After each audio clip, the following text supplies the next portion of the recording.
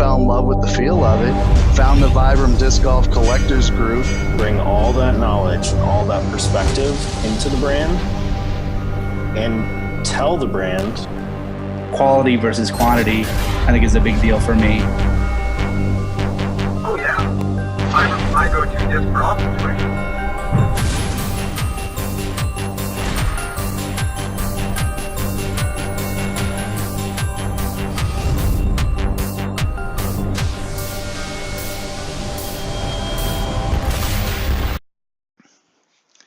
What's up, my fellow rubberheads? This is Kep. Killer news gets delivered tonight. Jeff Laney from Vibram Disc Golf is on a call with Brian and Michael right now. Let's get dialed in and start this conversation. It's awesome getting everybody together here, seeing everybody's faces at the same time here. And Jeff, obviously nice to meet you virtually here for the first time and get to put a face to the name. I've obviously heard your name quite a bit in recent weeks, talking to Brian about the trip up to Massachusetts and just the great things that are coming with Vibram. Just to kind of give you a background of where I got involved back in 2013-14 was when I really found my first Vibram disc just by accident. I played against sports and just really fell in love with the feel because I've got sweaty hands, you know. So I was just like, hey, this is a great disc for me. And so just really fell in love with the feel of it, found the Vibram Disc Golf Collectors Group, and realized that the admin at the time was not feeling well. And so I asked him, hey, can I help you out? And then Brian got involved, and we just tried to do some stuff just to keep people active. And it's just been a lot of fun. And so to hear that you want to do the same thing to get people more involved and to listen to the group and to have those conversations is just really awesome. And it's just a breath of fresh air for everybody involved. So I appreciate you doing this. And, you know, I know that Vibram's wanting to do some new things. So, you know, kind of what is the idea? Why is Vibram finally going to come out and let's have some of these conversations? You know, why are we doing this Q&A tonight? I appreciate the time and the forum to be doing this. The real reason is I feel that for reasons unknown, perhaps why how we've managed this business has led us to this intersection where people really don't know enough about Vibram as a company and how disc golf is placed within that company, what we do that differentiates us in the disc golf marketplace, what our plans are going forward, how we plan on being a brand of inclusiveness rather than exclusiveness, and trying to use this as a channel and a means to get in touch with our end users, who ultimately are the voices that we should be dialed into and listening to the most. But I feel we need to take this first step and have them gain a greater understanding of us as a business and how we are different in the business of disc golf.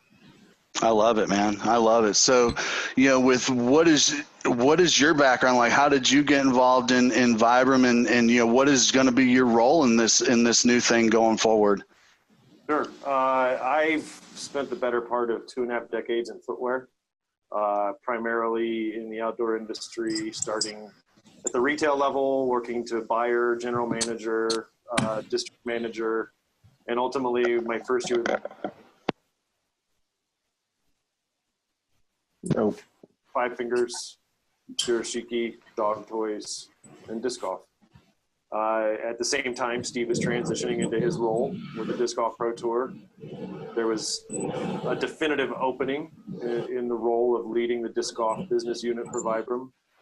And myself, I've played since 1988 and have loved playing, and it's been a part of my life since then. And I saw the challenges and saw the opportunity. I believe in the product, I believe in the brand, and I believe in the sport. So for me, it's a dream job. It was already a dream job working for a dream company, but to say I get to head the disc golf business unit within Vibram, to me, is something I don't take lightly. Every morning I'm waking up and it is a dream. And the dreams come true, and now it's time to take it to the next level. And that's what I'm really most excited about in this role, is putting the business unit on the firm footing that it deserves to go along with the products and the people that are out there. That's awesome, man. I love to hear that. I think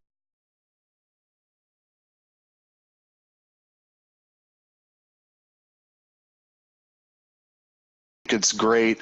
It's definitely comforting for me, a guy that wants to see a brand that I love continue to grow, continue to reach out to other people, because we want to be here for the long haul. And Michael, I know you being a longtime Vibram guy, I know this has got to be music to your ears, man. Oh yeah. No, and Jeff, I met you at the GoPro games briefly. I think you were standing on the pitcher's mound, I believe, at that crazy home plate shot. But yeah, I lived up in Mass when Vibram was just starting up, and knew a lot of the original team players, and got to volunteer at, I think, 4 Vibram Opens now, or well, it was Maple Hill Open last time I went up, but helped film some of the DVDs, and just basically hung out with the Vibram guys for a while, and that was a lot of fun. Started throwing Vibram as soon as they came out, and just basically filtered out the rest of my bag. You know, I was mostly Innova before, but I had kind of mostly a mixed bag.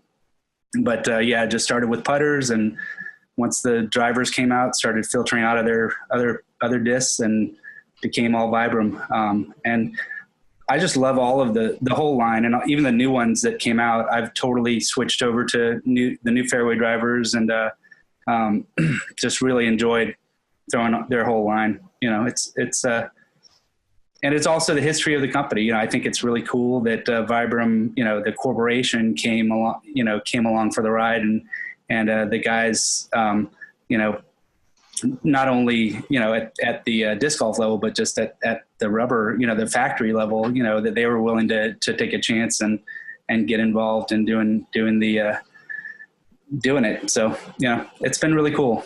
That is awesome. I know for me, I'm really excited about the Crag coming out, but Jeff, what are you throwing? What's your mold of choice right now? Like, what do you bag on a typical day? I'm sure as busy as you are, you can't be throwing a whole lot, or maybe you're throwing all the time. I don't know. What are you throwing though?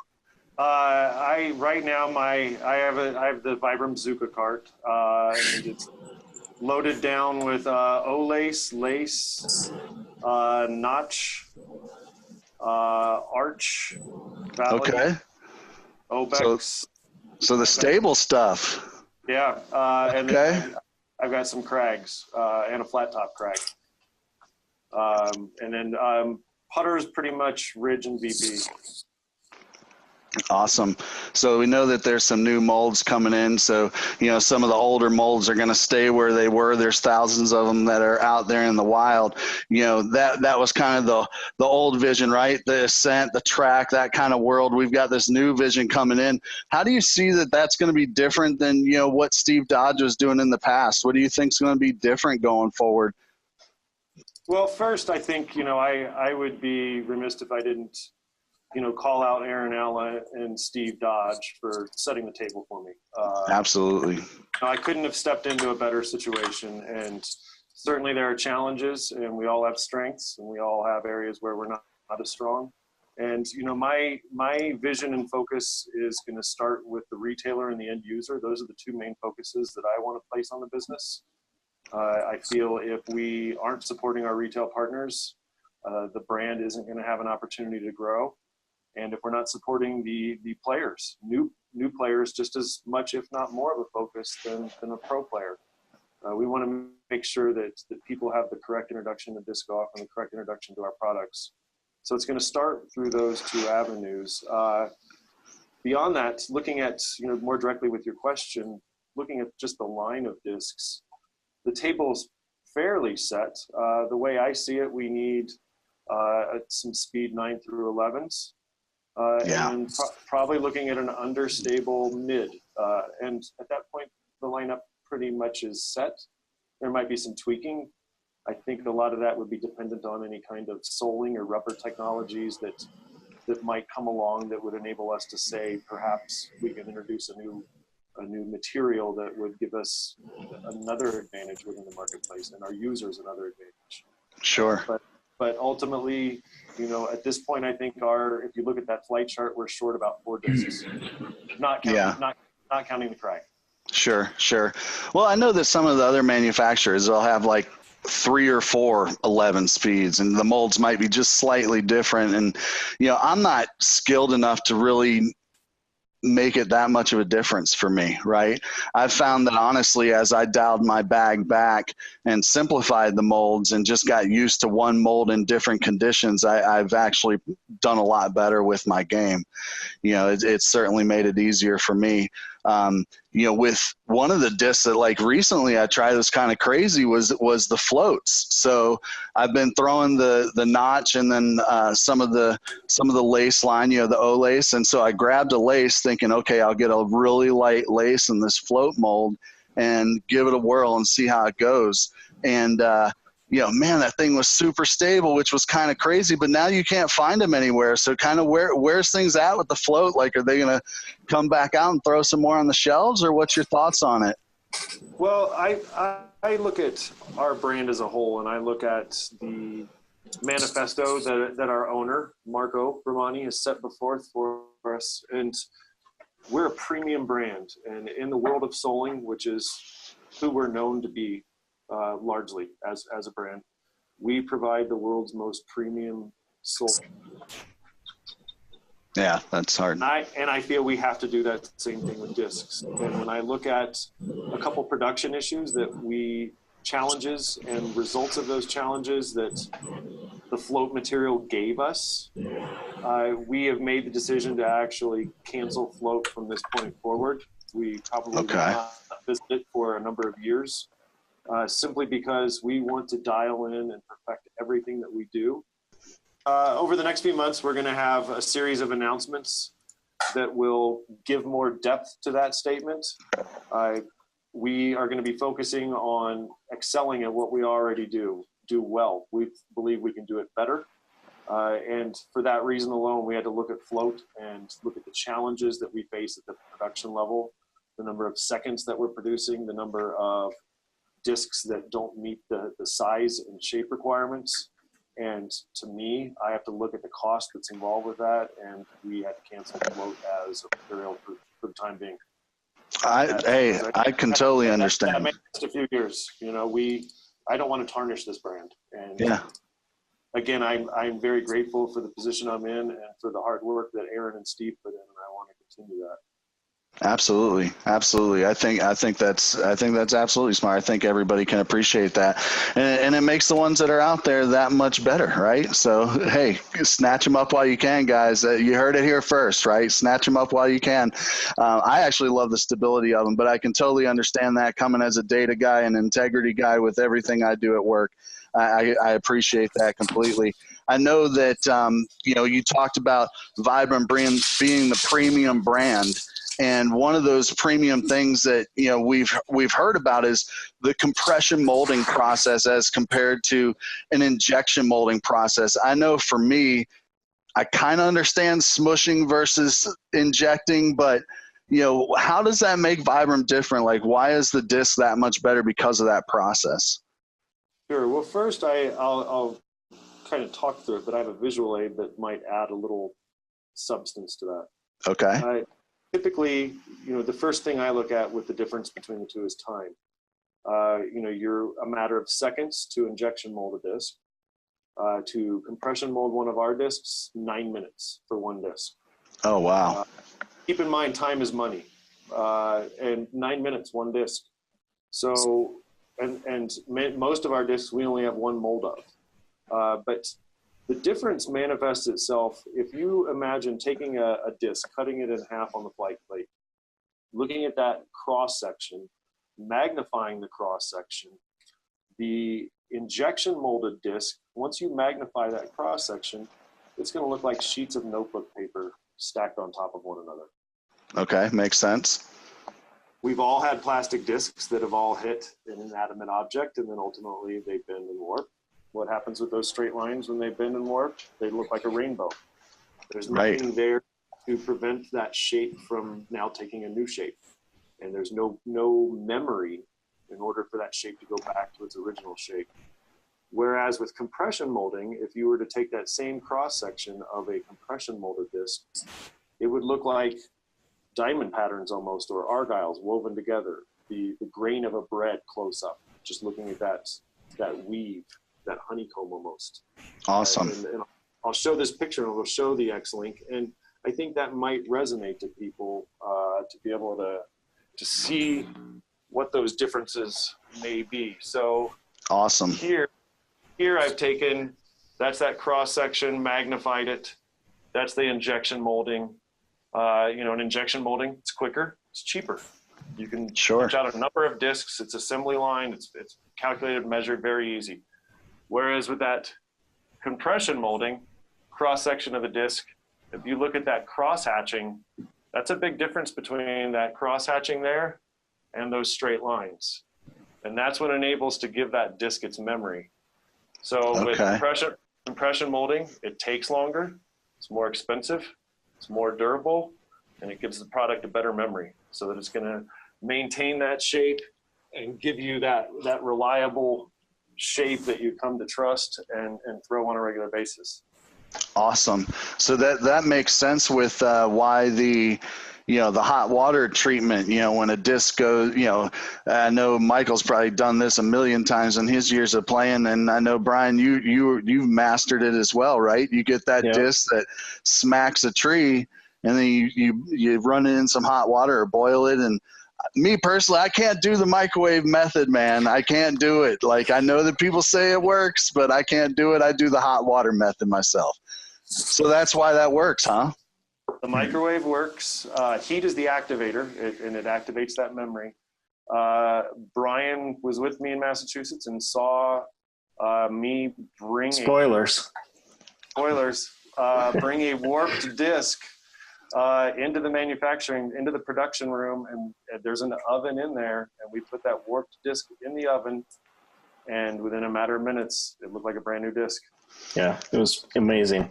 So this is where my head goes like that. I'm always wanting to process a new idea. So are you now saying that Vibram is going to have a recycling process to where we can send back our unstable discs and have them stabilized in the oven again? Well, I would say that'd be a waste of time and resources when you I know. Yeah, no. But I think it's something that we definitely haven't spoken to well of, and we haven't let our users know that. Yeah, that's huge. If it warps or it's misshapen, and that happens with storage, especially in a hot car in the summer, if you're quick and you're leaving the course in a hurry and you just slam those discs in the trunk and you're not paying attention, there is a solution to it. Yeah, that's awesome. I know in the group we've tried to push that every now and again, and some people get the message out. Some people don't quite understand what we mean, but I think that's great. Yeah, I think that's great. I use the tea kettle. I just heat up the tea kettle, fill it, an electric kettle, hot water kettle, and take that hot water and put the disc in a bowl and just let it sit in the hot water. And usually that pops it back. Sometimes once it's hot, you can, manipulate the rubber back if it's like a really bad dent or something. But yeah, it's amazing. Sometimes it's crazy because they get so overstable that you forget how overstable they were when they began.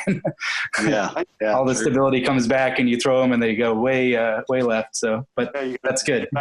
Yeah. I think this might be a really cool section for content on the new website. Maybe have people submit videos of how they're reheating our discs and what the results are. Great idea. Yeah, Great idea. I'm sure people are doing some creative things, especially imagine, camping and your heat sources might be limited. For sure. Curious to see or hear what people have come up with. They might be making challenges for themselves. So Jeff, one thing that you mentioned earlier was, it takes 9 minutes to make each disc, which is obviously crazy when you think about it. Cause from a dollar standpoint, it's like, wow, you're really only making, 6 an hour, it's not a whole lot, right? Or 9 minutes, 6 cycles an hour, obviously. Right. So with that being said, what's the deal with the timeline for how long it takes to get a new mold out?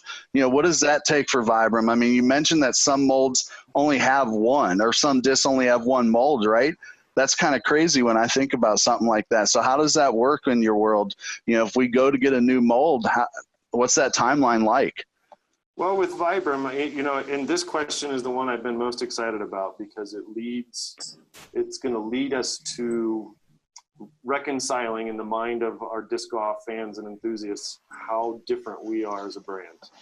The first way I would like to answer the question is for people to understand Vibram a little bit better and how disc golf fits into our business as a business unit.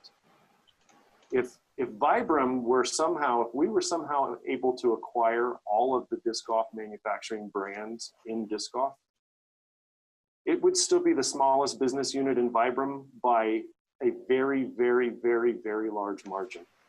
Wow. Soling is so big for us. And then even within finished goods, Five Fingers is so much bigger than disc golf. I could take that same statement and say that the Five Fingers unit would be bigger than the entire sport of disc golf. Wow. So if you take that and put that into context, we're a business unit that's a blip on the radar within a very large company. We have to fight for production time. And we have contracts with the U.S. military, which we're very, very proud of. And very Absolutely. And the same to get them into disc golf. It's happening. The same facility where we make our discs in North Brookfield, Massachusetts, is where we make all of our military soling compounds and those molds. So imagine a disc golf order for a couple hundred discs is in the queue, and we have a purchase order for those to be produced and sent to our distribution center. And then all of a sudden we have a 500,000 unit of soles from a company that's providing soles for the military to come through. Yeah. Certainly our place in line has been bumped, and rightfully so.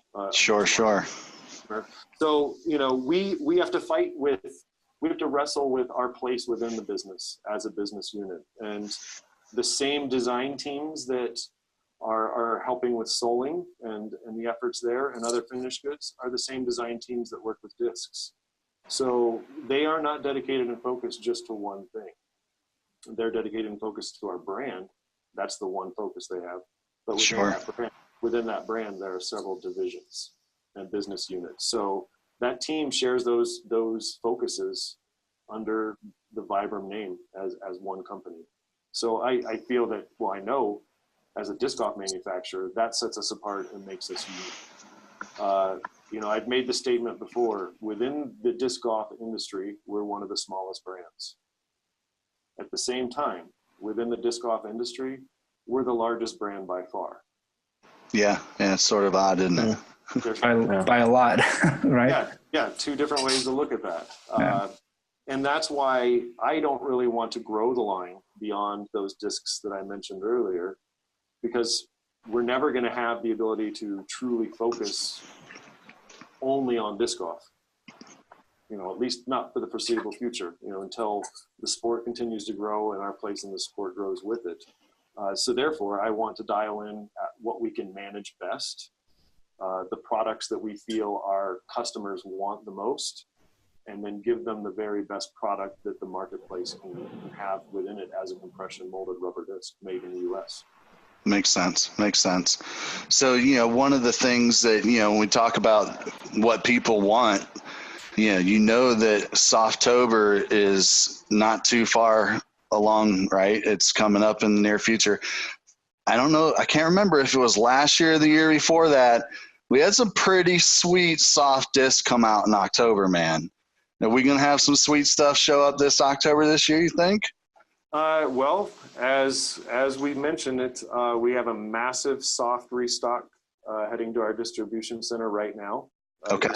I saw this inventory not even a week ago. And within that inventory are molds that we've never done in soft before as well. Nice. So there will be things people haven't seen before. I will also add that I mentioned earlier there's going to be several announcements coming over the next several months. There will be some announcements regarding soft that I think people are going to get really excited about as well as some other discs as well. Okay, awesome. So we don't even have to, did I hear you right? We don't even have to wait till October? We won't even have to wait till October. One of the differences between Steve and I, Steve had a reason for Softtober. I believe it should be available largely year round, and we're gonna focus on that. We have hired for the first time ever an independent marketing and social media contractor. And through the aid of that hiring, we've been able to extract information from our users and from even people on the collector's page that have given us a clear idea of some of the products that we need and some of the things that we need to be doing with the molds and with the compounds that we currently produce. And Yeah, awesome. Continue to dial in with that and listen to what people are saying.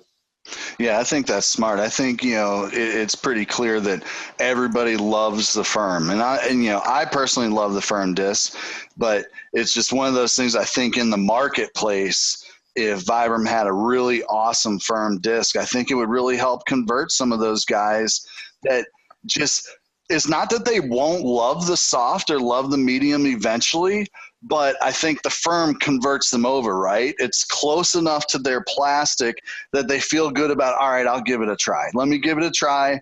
We'll rock it for a couple weeks. And then they realize, oh man, I've hit this disc 20 times into the tree. I hit this disc 20 times in the tree. This disc is a dog toy. This disc is still flying with me, right? So, and I know for me, that was a big difference. I still carry the same Ascent, that very first Ascent. I still have it. So I think that's key. I think it's awesome. But I know, the one that I really want a firm in, though, is that Crag. So you thinking the Crag's gonna be hitting the shelf soon too? I know you said soft's coming soon. What are we doing with the Crag coming out? Well, I'm not going to back myself into a corner on a date. I will say that we have a production order in for the Crag. Awesome. Currently, our factory is shut down for the first 2 weeks of July. Holidays. Upon their return, that Crag PO starts in production. Keep in mind, it takes 9 minutes to make each disc, and they only have one mold. Yeah. But more music to your ears, it's going to be available in firm only. Oh, yes. Michael, what's your thoughts on that, man? Sounds great. Yeah. I'm excited for anything that comes out. I mean, that's the thing. People are worried about other companies that come out with 10, 15 different things every year, but Vibram's come out with just about everything they've come out with has been amazing. It's a process. I think if you're going to do something right, I can't imagine some of these companies with like how many molds they have, having quality versus quantity, I think is a big deal for me, and if you're just doing the same mold, but you're tweaking it, and Vibram's constantly changing just the things that they're doing, they're improving. So, that's a sign of a good business. They're going to be, what they're doing is going to be positive, so, I'm looking forward to any changes, that come up for sure. So one of the new molds, I'll finish with this. I know we've been beating you up here for a couple minutes here, but one of the things I wanted to ask you is not on my question sheet, but wanted to ask you how are things going with the launch? I'll be honest with you, I personally didn't love the launch, but how are things going with it? Are the numbers pretty good? Is it hitting the marketplace pretty well? Yeah, as right now, it's actually our best-selling mold for this year. You take awesome. For what it's worth, that it's a new mold, so that's sure those numbers. But we're continuing to see reorders on it. It's funny, I was talking to Brian on this call earlier today, and he's finding it to be different from the Ibex, where we're hearing from some people it's too similar to the Ibex. Sure. I've thrown it myself, and I find it to be different. I'm overcoming major arm surgeries where I'm just having to learn how to throw all over again, and things aren't throwing the way they used to, and so my mind is open right now. Sure. I find, I'm not grabbing it as often as I would an Ibex or now the Crag, but we have a few retailers that are doing very, very well with it. Yeah, I was waiting on a lightweight firm was what I was thinking. So with the Crag coming out and only firm, are we thinking that the launch will start coming out with a bunch of different firm options as well and get that old style firm back? We're ultimately going to shoot for a firm variation or a firm update in 2018, along with our master plan for 2018. Awesome. Well, we'll leave that and we'll wait for you to develop that a little more. I know it being 2018 is a good 6 months out, so we'll let you stew on that a little bit more, and hopefully we can get some more details on that. I greatly appreciate your time tonight, Jeff. This was a lot of fun. I know, Michael, I know it's always awesome hearing your thoughts because you've been in the disc golf world a lot more intensely for a lot longer than I have. And so your insights. Doesn't matter how long you've been in it, Todd. Oh, I know. I just like to hear some of the stories of, you know, your experiences with Vibram in the past. That's all, you know. Yeah, I'm also just going to give a shout out to you guys, Todd and Brian, doing the collectors group for so long. I think that's an amazing thing that we've got going to keep, you know, just the conversation going with Vibram, and the new media presence. I mean, Vibram was present, you know, before on social media, but I've definitely seen an uptick of it, and that's just going to make it better. You know, make more people know about it, and you know, just improve the brand as it goes forward. Absolutely. I love it. I'm very excited about things to come. I appreciate it, Jeff. Brian, what's your thoughts? I know you had an awesome trip in Massachusetts, man. Give us a little dirt. What are your thoughts on what Jeff's saying? You're sitting back, Brian's sitting back. I already heard all this. I already knew all this, but that's okay. What's your thoughts, man? How do you feel?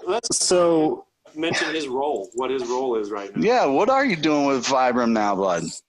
So I've tried to keep it secret, but since mid-February, I've been working directly under Jeff regarding Twitter, Instagram, Facebook, marketing research, what customers want.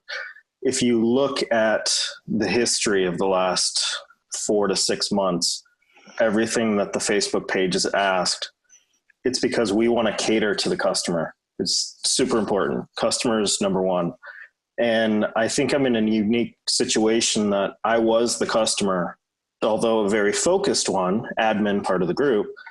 I'm in a unique situation where I can bring all that knowledge and all that perspective into the brand and tell the brand, tell Jeff, tell everybody else, this is exactly what people want. And we can try and deliver best we can, deliver that premium product. Yeah, that's awesome. And I like the words you used there because that's something I think that we always need to focus on with everything with Vibram. It's a premium product, folks. You know, it's not your baseline DX plastic or, you know, I'm not even sure of all the other ones because I honestly own like maybe 15 plastic discs at all total, and they're all collectibles that I've had for years, right? But the Vibram brand is going to stick around and the material is so much more durable. My son's got the same bag that he's had for over a year. That wouldn't be happening if he was throwing plastic because he's hitting trees all the time. And that's huge. The premium product is a key piece to this. I think it's great. I'm super excited about things and looking forward to continuing to do this and continuing to do what we can to get the name out there and continue to develop Vibram as a company. I love it. I think it's great. I appreciate it, guys.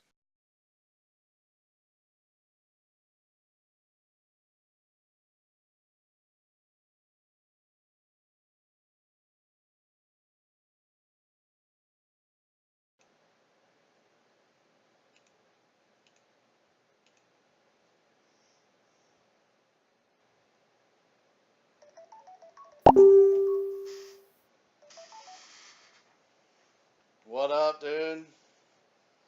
Yeah, man. Yeah, I thought it was awesome. All right. All right, so when are we going to do the next one? Okay, so production, colors. Do what?